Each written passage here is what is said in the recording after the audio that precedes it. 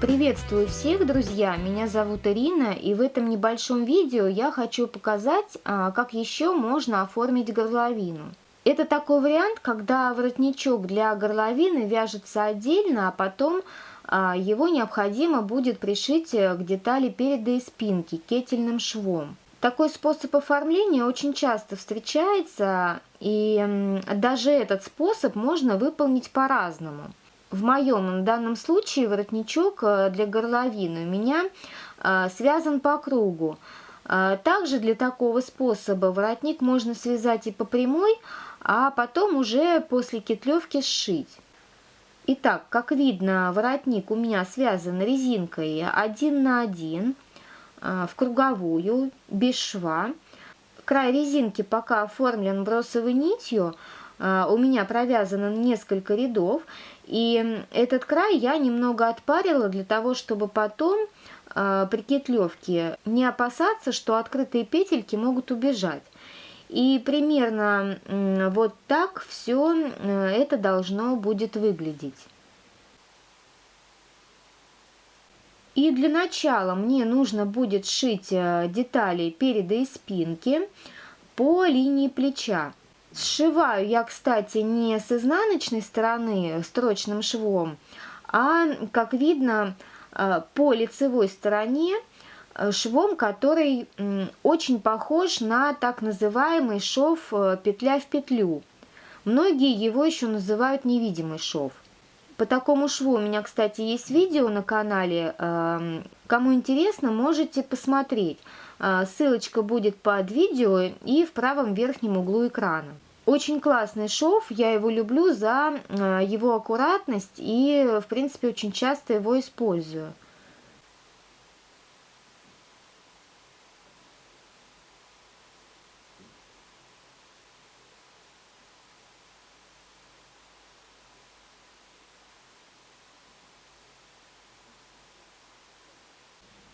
И вот как выглядит место соединения. Не видно, ну, как бы таких протяжек от шва, да. Аккуратненький такой шовчик получается.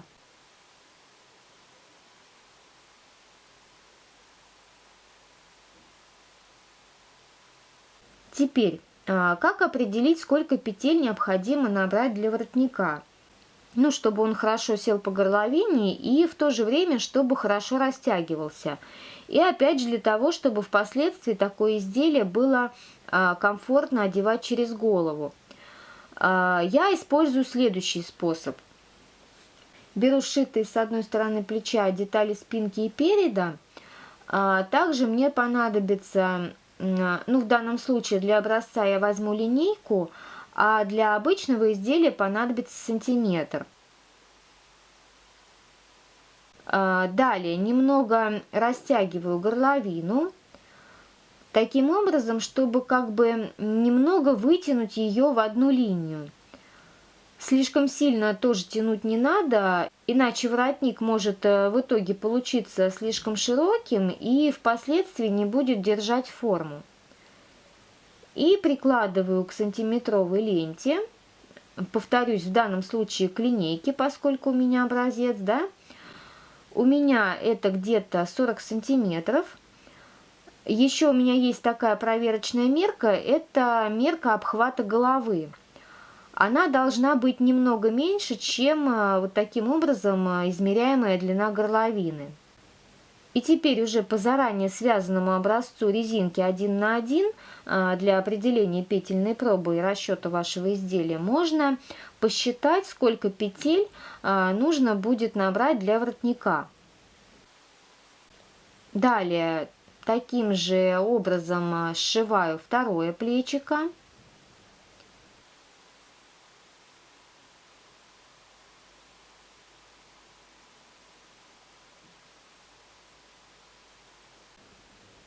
Готово.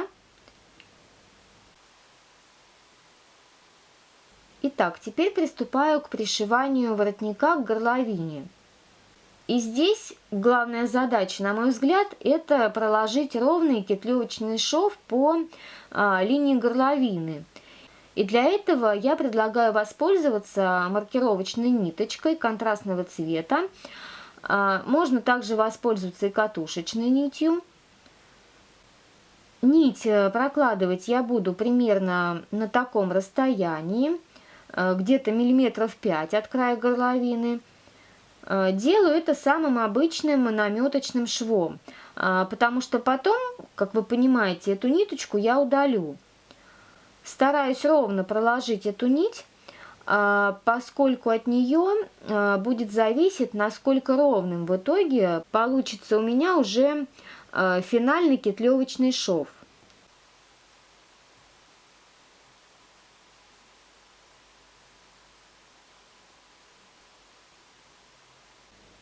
И теперь беру воротник, распускаю бросовую нить, оставлю буквально 1-2 ряда для того, чтобы при растяжении петельки никуда не убегали.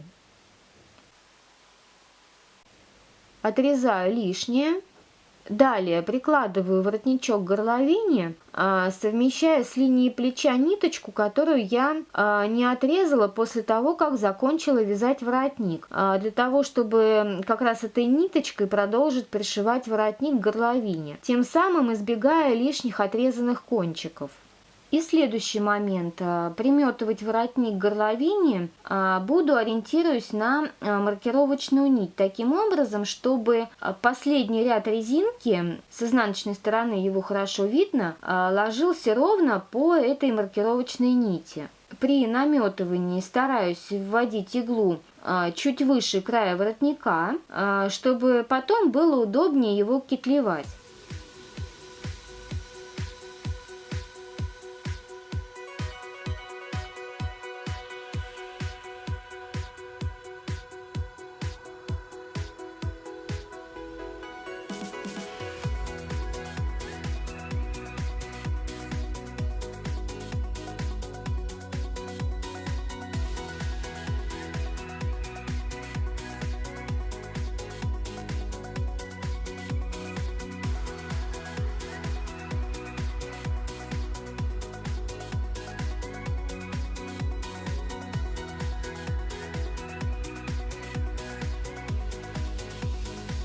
Ну и теперь можно уже наконец приступить к кетлевке воротника.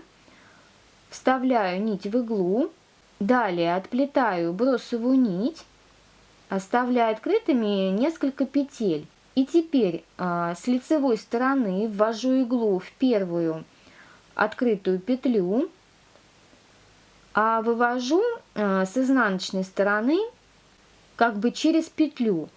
То есть вот эта петелька средняя остается открытой. Протаскиваю нить.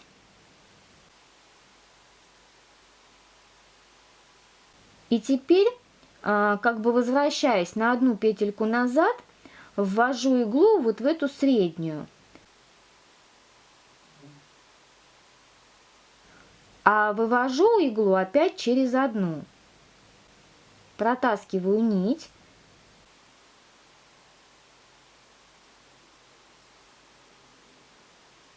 И опять ввожу иглу в предыдущую петлю, а вывожу через одну.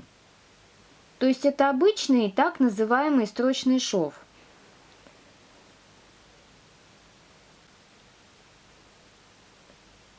Как видно, я стараюсь кетлевать чуть выше маркировочной нити, для того, чтобы потом без проблем можно было ее удалить.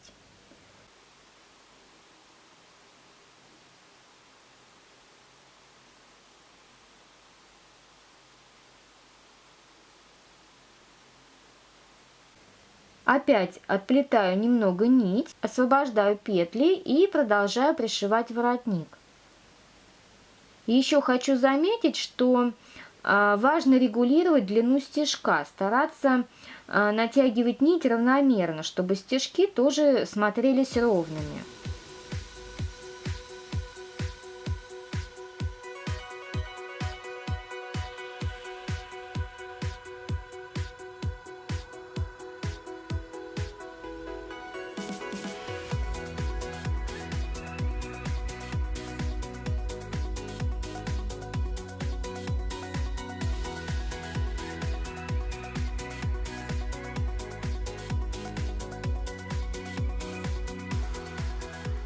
И вот, что у меня в итоге получилось.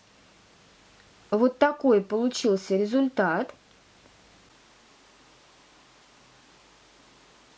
Горловина, как видно, неплохо тянется. И вот что у меня получилось с изнаночной стороны.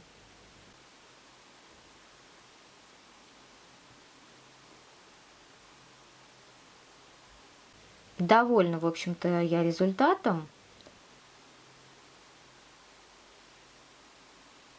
И на этом, наверное, все. Надеюсь, видео вам понравилось. Я старалась сделать его максимально информативным. Ставьте лайки, подписывайтесь на канал, оставляйте комментарии. А я желаю всем удачи и пока-пока.